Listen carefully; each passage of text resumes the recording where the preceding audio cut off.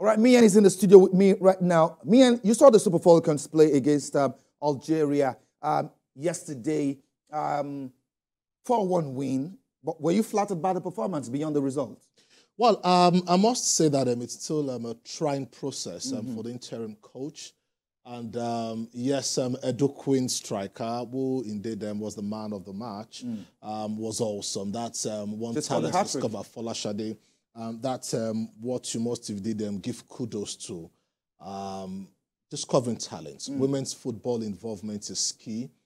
Getting a double header at this point in time, it's rare. And we've not seen the Nigerian Football Federation, do this in a very long time. And if the current leadership of the NFF are now tilting towards ensuring that the Falcons are engaged in friendly matches like this, I think this is huge. I spoke with Folashade, the goal scorer, yesterday. She scored a hat-trick.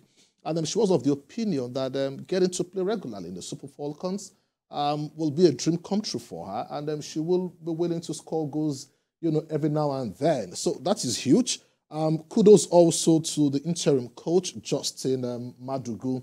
I also asked if he will be interested, in the job permanently.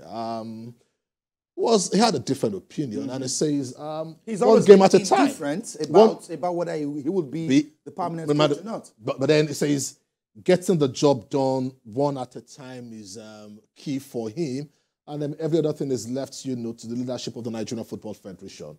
But then for the Falcons, this is huge. Like they say, whatsoever a man can do, a woman can do better. Let's see what the Falcons will be doing in the next couple of months with more opportunities as they look forward to the All-Con tournament, which holds next year in the year 2025 precisely. Absolutely. And one thing that struck me here is the fact that this team was without some of the top stars. The likes of Asisato Shola were not here.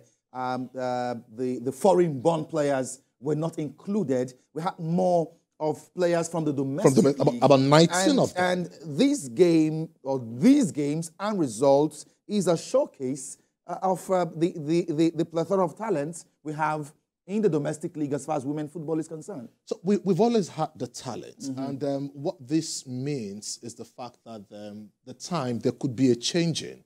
Despite Nigeria's dominance when it comes to women's football on the continent over the years, when you play friendly matches like these and these players know that they can get opportunities into the national team, what changed over time was the fact that people felt players who play outside the shores of the country are the best players that Nigeria can indeed afford, and they get their attention, just like you said.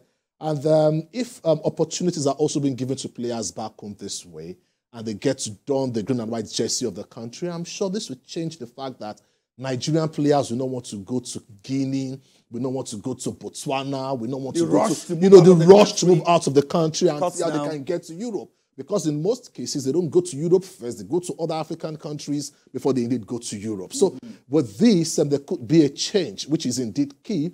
It also ensures that the league becomes competitive, especially when you know that on the continent, even CAF itself, has a club competition, for women's football. So, to a large extent, the CAF Women's Champions League. If the NFF, just like Maisha Falode said, that what they were looking forward to was to ensure that developmental football and also giving the Falcons priority is key for this administration. Should that see the light of day gradually? Action and matching their words with what we've seen, a double header from Remo now coming to Lagos. I think this will do the Falcons a huge success. Take a look at the continent today. You want to talk about countries like South Africa doing very well and giving Nigeria a run for their money, if not better than what Nigeria has been doing in the last couple of years. You can't take it from the South Africans. The Zambians are indeed, the Moroccans are indeed coming strong. So it is important that these girls get the mental toughness. How do they get the mental toughness? Give them great A-friendly matches like this. Just like this. Bring in the big countries on the continent. Bring them to Nigeria. Let them get to play players from the league. Ajibade, indeed, in the first leg, showed class. She scored the 2 goals in Remo. But now, in the second match, you want to assume that these ladies now feel comfortable. They may not be as jittery as they were in the first leg. And that's why you saw, Folashade notching a hat-trick, in the second leg. And personally, I want to say this. I think a lot of commendations should go to Coach Osahan of Robo Queens. That man is doing a lot for women's football in Nigeria. About 5 or 6 of the players on that pitch against Algeria were his product, or rather are his product. And the likes of Asisat Oshola were also from past through him. A lot of players who've done the national team, our colours for the Falcons, have been his product. And not so much is said about him. He's the very quiet type. You know, just doing his getting business, the job done behind the scene. Doing his business behind the scene. And I think one day he should be recognized for his efforts as far as women's football in Nigeria is concerned. No doubt. Miyen, thank you for coming. Always a pleasure.